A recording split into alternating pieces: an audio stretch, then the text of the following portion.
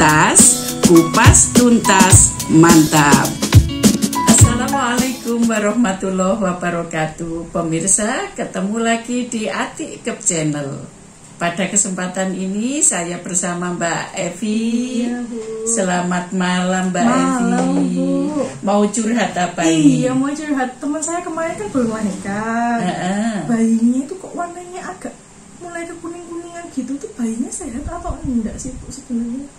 Iya, sekarang ditanyakan bayi itu sehat atau enggak. Iya, Nah, itu kita bahas saja tanda-tanda bayi yang sehat itu yang gimana gitu Iya, ya, yang betul. bayi baru lahir terutama Iya, ya. baru Oke, pemirsa, untuk kesempatan kali ini kita akan mengupas tuntas tentang tanda-tanda bayi baru lahir yang sehat itu bagaimana dan kebutuhannya apa gitu ya. Oke, jadi gini Mbak Evi, pada saat bersalin ya, ibu bersalin itu bayi keluar ya, kalau misalkan bayinya lahir langsung nangis keras, satu itu tandanya berarti bayinya sehat ya, bayi baru lahir yang sehat, bisa menangis kuat pada saat lahir, kemudian geraknya juga kuat, terus warna kulitnya agak kemerahan,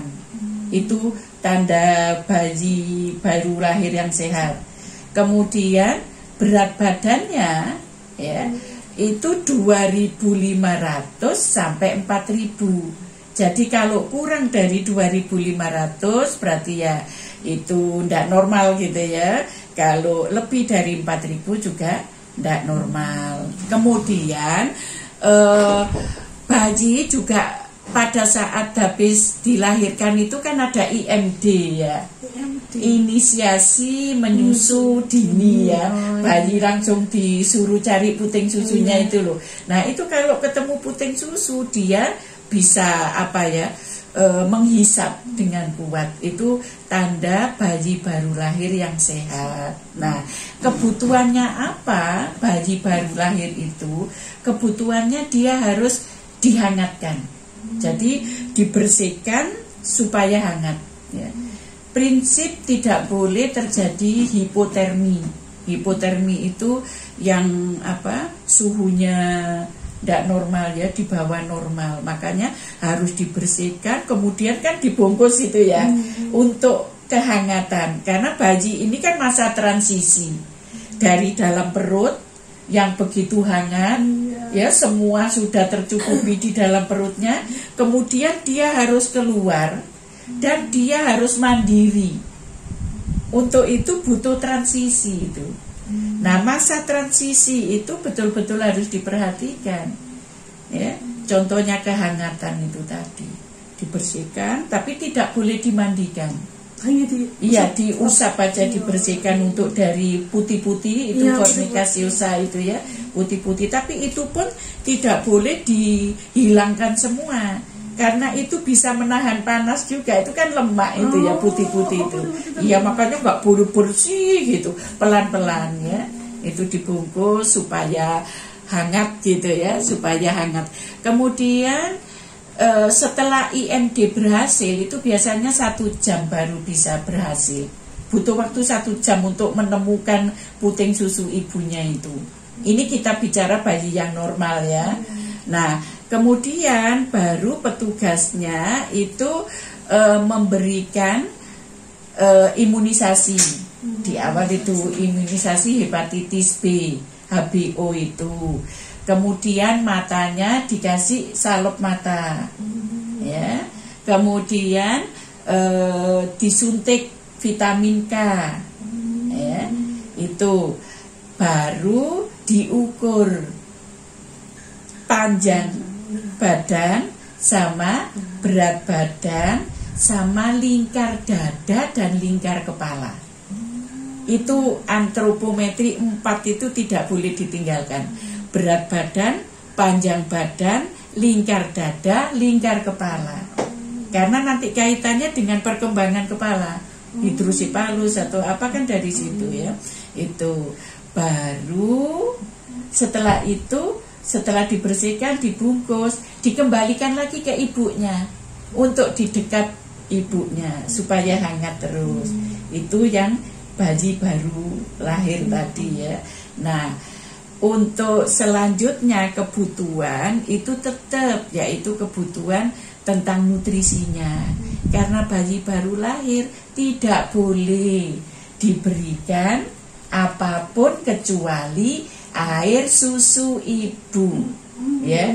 Di Mbak Evi apa kebiasaan bayi baru lahir diberi apa? Kalau saya dulu teman saya cerita ya. Dia waktu kecil itu dikasih pisang, umur 3 hari dikasih pisang. Oh, pisang sama nasi. Iya. Iya. Gini itu ndak boleh Mbak Evi ya. Jadi nanti ini anaknya jangan dikasih itu lagi ya. Dikasih degan, dikasih madu, enggak usah. Karena bayi baru lahir itu yang namanya lambungnya itu sebesar kemiri itu loh. Kelereng itu loh, kecil. Itu cuma 30 mili ya muatnya. Nah kalau dikasih gitu kan bisa terjadi pembuntuan. Makanya banyak kasus bayi baru lahir harus dioperasi karena kebuntu ususnya dikasih makan. Itu enggak boleh ya. Biarkan dia mendapatkan ASI dari ibunya itu sudah cukup ya. Karena Tuhan sudah mengukur itu ya. Terus apa lagi yang ditanyakan? Tambahan sedikit, mantus teman saya itu gampang sakit Bu. Gampang ya, sakit. Teman saya tadi yang waktu bayinya dikasih makan pisang itu jadi gampang sakit iya, karena gampang tidak sakit. ada imunnya dari ASI itu ya. Makanya kebutuhan bayi itu untuk nutrisi ya cukup ASI. Kemudian ingat bayi itu masih adaptasi, jadi harus dihangatkan. Nah untuk dimandikan itu baru 6 jam boleh dimandikan ya. Dengan air hangat diukur ya, suhunya itu sesuai dengan kebutuhan bayi, jangan terlalu dingin, jangan terlalu panas, yang pas ya. Kemudian kebersihannya itu tadi harus dimandikan setelah 6 jam. Kehangatan tadi harus, kalau istilahnya itu roaming in, harus disatukan dengan ibunya. Ada istilah metode kanguru, skin to skin, ya, dari kulit ibu ke kulit bayi, itu metode kanguru supaya bayi hangat. Nah sekarang kan tali pusatnya tadi kan dipotong ya, tali pusat dipotong, diikat ya, kemudian diberikan. Kalau di rumah sakit ada yang dikasih betadin, ada yang alkohol, ada yang triple D. Intinya sebenarnya dicuci bersih itu sudah cukup. Iya, jangan dikasih ramuan apa-apa gitu ya. Dikasih jamu-jamu. Oh, enggak usah, nanti tambah infeksi ya. Cukup itu aja dibersihkan. Yang penting kondisinya selalu kering. Harus kering. Jadi kalau misalkan pipis, kemudian popoknya sampai kena basah itu dikeringkan. Dicuci bersih, dikeringkan. Itu. Mau dikasih alkohol, jangan dikasih diubel-ubel itu ya, kasar gitu. Itu nanti kalau ibunya mau narik itu susah, akhirnya nggak diapa-apain, berbau, nanti bisa infeksi. Makanya nggak usah dikasih kasar pun nggak apa-apa, terbuka saja. Habis dikasih betadin dibuka aja, atau dikasih alkohol dibuka aja. Ada yang dikasih triple D di rumah sakit itu dibuka aja, nggak usah diubel-ubel kasar, daripada nanti kering lengket, ibunya mau narik nggak berani, itu kan. Biar aja terbuka, nggak apa-apa. Kan kalau orang modern sekarang itu kan ada yang kayak beberapa artis itu nggak mau dipotong tali pusatnya, terus mau dikasih garam di samping bayinya, biasanya di ari-arinya dikasih garam.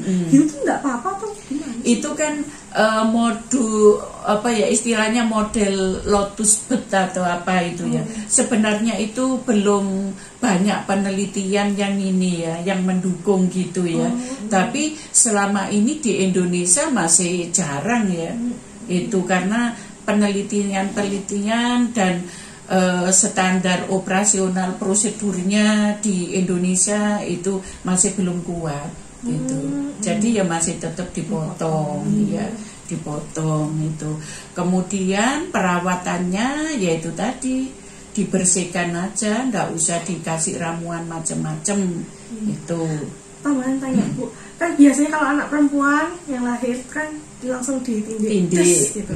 Perawatan untuk luka di itu tindik ya. Iya. Iya, ditindik itu memang lebih bagus di awal-awal ya. Di awal-awal habis melahirkan itu sudah bayinya ya berapa hari lah enggak apa-apa itu ditindik. Perawatannya cukup dikasih alkohol aja. Iya, kasih alkohol, dibuka aja nanti kering sendiri itu. Kan langsung dikasih anting itu biasa. Iya, enggak apa-apa itu kasih alkohol pada saat mandi dibersihkan. Jadi bayi baru lahir itu perawatannya menjaga kehangatan. Jangan sampai kedinginan, menjaga jangan sampai ada infeksi di pusernya, kemudian kebutuhan ASI harus terpenuhi. Karena kalau tidak terpenuhi nanti yang tadi bayinya agak kuning gitu ya. Dan agak kuning itu karena ASINya yang kurang mencukupi ya, makanya harus telaten pada awal-awal tuh harus telaten memberikan ASI ya. Itu. Nah, kuning itu ada yang nanti patologis, ada yang normal. Ya kalau normal nanti hilang sendiri. Kalau sudah kebutuhan terpenuhi, ASINya bagus, NTI-nya bagus, dia akan sembuh sendiri. Kalau bayi baru lahir itu kira-kira dijemur tuh boleh nggak sih Bu? Sebenarnya dijemur itu jangan sampai nggak ada ininya sih sebenarnya, nggak ada manfaatnya juga. Katanya kan biar nggak kuning gitu ya. Itu juga belum ada sih istilahnya buku-buku yang mengatakan bahwa itu seperti itu. Itu kan kebiasaan orang dulu kan, dijemur-jemur apalagi dibuka tambah masuk angin. Kan kedinginan juga apalagi dijemur pas anginnya kuat kencang itu malah masuk angin gitu loh ya. Itu. Nah, pada saat di rumah sakit setelah tadi ditimbang ya diberi jangan lupa diberi identitas kan. Iya, jangan sampai ketukar diberi identitas. Malah sekarang itu kakinya dicap itu. Iya, ya dikasih stempel itu di status ibu maupun status bayi ya untuk mencegah terjadinya pertukaran bayi. Itu kemudian untuk dari rumah sakit atau dari rumah bu bidan, kalau mau memulangkan bayi itu juga dipastikan bahwa bayinya dalam kondisi sehat. Salah satunya juga jangan lupa bayi itu ya pipis loh Mbak Evi. Jadi pada beberapa jam setelah dilahirkan dia akan pipis. Kemudian kalau dulu ingat enggak, dulu itu kalau bayi baru lahir kan anusnya, duburnya kan dicek itu lubang atau enggak kan. Nah sekarang kan nggak boleh, harus ada baby friendly kan, sayang bayi gitu kan. Makanya jangan sampai ada tindakan yang bisa menyakiti bayi kan. Makanya bayi harus di dekapan ibu. Itu tujuannya baby friendly tadi. Nah untuk mengetahui bahwa anusnya itu lubang, itu juga ibunya diberitahu bahwa bayi ini nanti beberapa jam juga akan keluar seperti hitam itu ya, mekonial itu ya, itu dari anusnya, jadi kayak berak tapi kayak petis gitu ya. Itu nggak apa-apa, itu berarti anusnya nggak buntu. Itu untuk mengecek itu ya. Kemudian untuk perawatan sehari-hari tetap dimandikan, jaga jangan sampai kedinginan.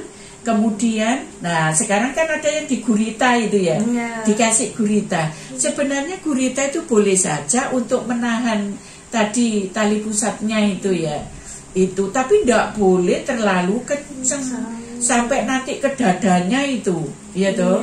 Kemudian diberi sarung tangan, sarung kaki itu. Kalau di daerah kutub yang dingin gitu nggak apa-apa. Kalau di Surabaya panas nanti sumuk semua dibedong sampai sini, nggak apa-apa, dibedong untuk mencegah kedinginan ya. Tapi kalau dalam kondisi panas, yo nggak usah dibedong terlalu kuat itu ya. Dan ingat jangan diberikan apapun selain ASI. Kemudian diperiksakan juga hari ketiga gitu ya, itu dicek ya tali pusatnya kering atau enggak. Nah ini biasanya Bu Bidan itu sudah ditugasi di buku KIA itu pemerintah itu ada KN1, KN2, KN3. Kunjungan neonatus 1 itu hari ketiga bersamaan dengan ibunya tadi kunjungan nifas itu dicek bayinya sudah sehat atau belum, puput tali pusatnya atau enggak ya. Kemudian nangisnya bagaimana, adakah tanda-tanda infeksi ya, bayi panas, bayi rewel, bayinya kembung ya. Karena bayi itu tidak bisa bilang kalau sakit. Jadi kalau ada bayi nangis itu punya arti, Mbak. Itu apa dia kurang nyaman ya, popoknya basah atau berak gitu. Kalau sudah diganti biasanya tenang. Tapi kalau sudah diganti nangis, apakah bayinya kembung? Ya, itu jadi bayi menangis itu isyarat. Nah, kebutuhan bayi untuk tidur itu adaptasinya memang pada bayi itu kebutuhan tidurnya banyak, Mbak. Makanya kan kadang ibunya, bayi saya kok tidur terus ya. Ya nggak apa-apa, memang ini adaptasi di dalam perut tadi. Tidur kadang itu hampir separuh lebih itu tidur bayi itu dari 24 jam itu. Biasanya di balik jamnya siangnya tidur, malamnya bangun. Nah, itu ya. Jadi ini tadi untuk pemberian ASI ya, itu untuk meningkatkan kekebalan. Waktunya imunisasi harus diimunisasi. Makanya di buku KIA ya, Ibu masih bawa buku KIA ini tuh. Buku KIA ini untuk ibu dan bayi sampai anak prasekolah. Jadi bayi tadi, bayi sehat, bayi sakit, tanda-tanda bayi, perawatan, semua ada di sini. Jadi nanti dibaca-baca, kalau kurang jelas nanti kita bahas. Apa yang mau ditanyakan lagi? Iya, sudah ya. Jadi demikian tadi kebutuhan bayi baru lahir, neonatus. Pastikan bahwa setiap kunjungan petugas atau nakes, baik bidan maupun dokter, perawat dan sebagainya yang ada kunjungan nifas, tolong perhatikan untuk perubahan-perubahan yang terjadi pada bayi baru lahir. Apakah ada tanda-tanda infeksi atau ada tanda-tanda kelainan yang lain. Demikianlah kupas tuntas tentang bayi baru lahir. Akhirul kalam, wassalamualaikum warahmatullahi wabarakatuh. Jangan lupa subscribe, share, like, komen. Matur nuwun.